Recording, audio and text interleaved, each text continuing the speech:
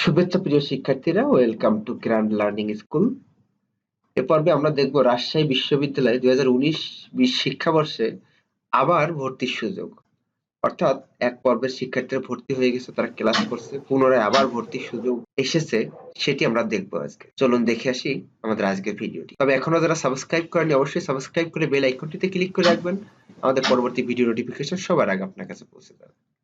দেখুন, রাজশাহী বিশ্ববিদ্যালয়ে স্নাতক সম্মান প্রথম বর্ষ 2019-20 শিক্ষাবর্ষে ভর্তি কার্যক্রম শেষ হওয়ার পরে ইউনিট এ তে 76টি আসন ফাঁকা থাকায় বিশ্ববিদ্যালয় কর্তৃপক্ষ পুনরায় আবেদন আহ্বান করেছে। আপনারা এই বিষয়টি ভালোভাবে বিস্তারিতভাবে জানতে grandlearningschool.com ভিজিট করুন। এছাড়া গ্র্যান্ড লার্নিং স্কুলের ফেসবুক গ্রুপে যোগদান করে আপডেট পেতে পারেন।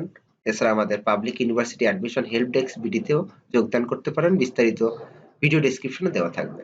এখন দেখি আসন ফাঁকা আছে ভাষা ও সাহিত্য বিভাগে 13টি, উর্দু বিভাগে 30টি, সংস্কৃত বিভাগে 23টি, ইংরেজি বিভাগে 2টি, মৃৎশিল্প ও ভাস্কর্য বিভাগে 7টি, শিক্ষা ও গবেষণা ইনস্টিটিউটে 1টি।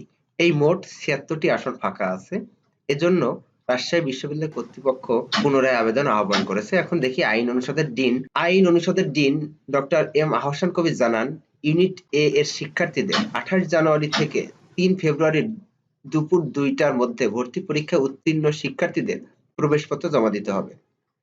তারপর মেধাক্রম অনুযায়ী শিক্ষার্থীরা ভর্তির সুযোগ পাবে।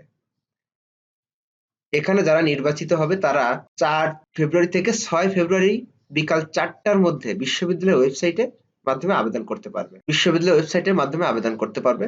একটা গুরুত্বপূর্ণ বিষয় যে এখানে যে সমস্ত শিক্ষার্থীরা ইতিমধ্যে উত্তীর্ণ হয়েছে তারাই পুনরায় তাদের প্রবেশপত্র জমা দিয়ে ভর্তির সুযোগ পেতে পারে। তবে এটা অবশ্যই মেধাক্রম অনুযায়ী হবে। আমাদের এই চ্যানেলটিতে নিয়মিত আপডেট তথ্য দিয়ে থাকি, বিভিন্ন বিষয়ে শিক্ষামূলক তথ্য দিয়ে থাকি। আপনারা সাবস্ক্রাইব করে বেল আইকনটিতে ক্লিক করে রাখুন, পরবর্তী ভিডিও নোটিফিকেশন সবার আগে আপনার কাছে পৌঁছে যাবে। ধন্যবাদ সবাইকে, অনেক অনেক শুভকামনা।